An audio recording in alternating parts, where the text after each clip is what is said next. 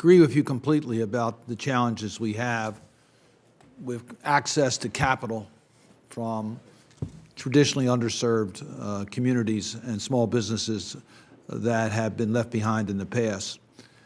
When you look at the 7A and 504, the two primary programs that the SBA sponsors, the numbers aren't terribly encouraging when you look at target groups that you would want to see more representative of their numbers in our community, underrepresented in the amount of 7A loans and 504 loans.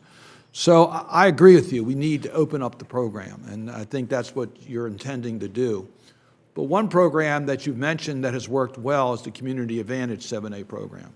Now, they're smaller loans, and the numbers there are much more encouraging as far as reaching traditionally underserved communities.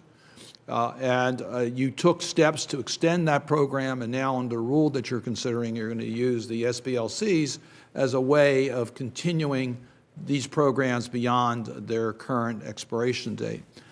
I really want to get a better understanding, because it seems like the CAs are working. And what worries me is as you transition into a new program, do we maintain the strength of the Community Advantage programs to make sure that they stay focused on the underserved communities, or do they now get lost in this new rule that you're proposing that could cause them to become too expensive and go to larger loans rather than the smaller loans?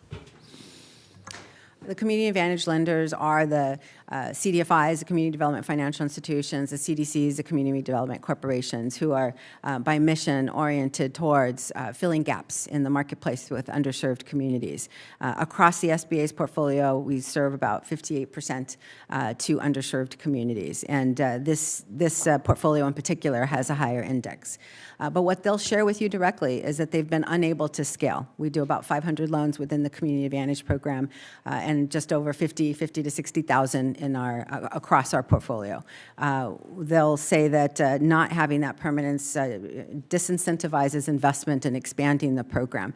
And so in order to really truly put the wind behind their sails, giving them an option to access the SBLC program, which in the past Community Advantage lenders have done, because you can get the existing 14 licenses within the SBLCs, that gives them more empowerment to truly raise the capital, get the liquidity that they need to scale and serve these underserved businesses across the country.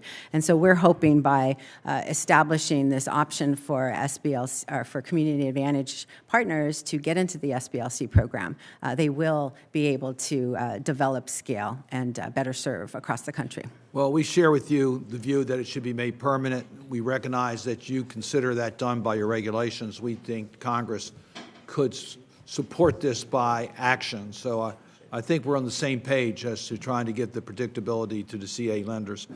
I could talk about a lot of things in the budget that I'm very excited about, agree with completely, et cetera. But I'm going to use my time on a disappointment that's in your budget. A couple areas that I'm surprised that you would not have a greater priority. And one are the field offices. We've heard from so many of our members of this committee about the service levels at field offices that they need to strengthen. And you have a flat budget in regards to the support for the field offices.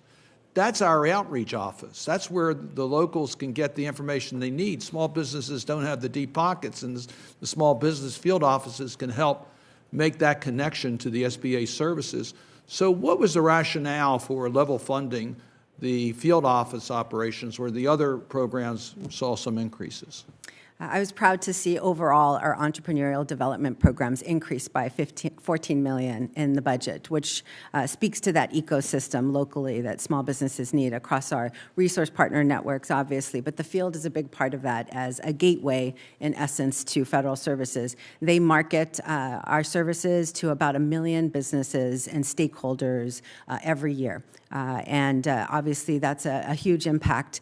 When we look at our budget, though, year over year, where we've seen, in essence, a decline in our salaries and expenses, our S&E, as the increases do not account for the year after year COLA, the cost of living adjustments that we have to put in. So we've been unable to grow our staff across the field. And so as a result, feeling the consequences across the agency, not within just the field offices, but everywhere where we touch directly to small businesses, for example, through our Capital Access that has tremendous customer service and works directly with small businesses. So we obviously, we want to continue to see our resources expand and be able to better support and reach more businesses every day in the field, as well as across our programs. And so I look forward to continuing to work with you and the appropriators to see if we can continue to support entrepreneurial development through the SBA. And we will work together. I just point out, you'll find from the members of this committee, we have a lot of confidence in our field offices, and we recognize that they are stressed.